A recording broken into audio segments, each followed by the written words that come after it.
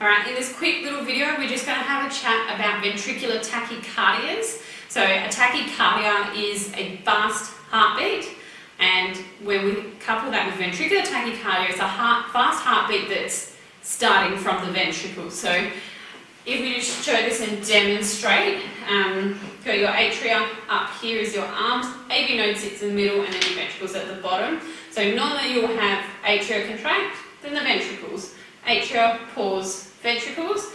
That's what a normal heart rhythm should look like. So it should start from the upper chambers and then come down to the lower chambers in your ventricles. In people with ventricular tachycardia, or in those moments, instead of the atria starting the electrical signal, the ventricles do. When the ventricles start the signal, they don't contract in this nice, clean way that allows the blood to pump up and out of the heart.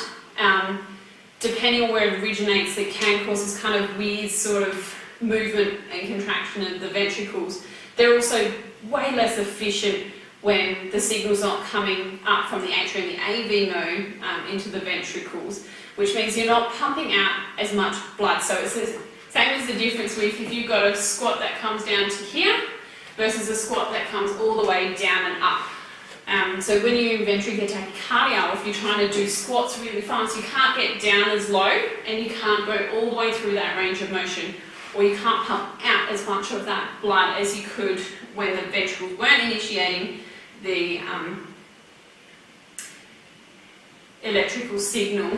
The big issue with that is ventricular tachycardia can then fairly quickly deteriorate into ventricular fibrillation. So similar to how we had atrial fibrillation, is this quivering of the atria, you can have this quivering of the ventricles instead of these nice deep contractions down and up, we get this quivering. And so you're really getting almost no blood flow around the body, and this is when we really need to have a defibrillator to really cut through that electrical noise and try to send the heart back into a normal heart rhythm, where it's the atria contracting and then the ventricles contract rather than quiver.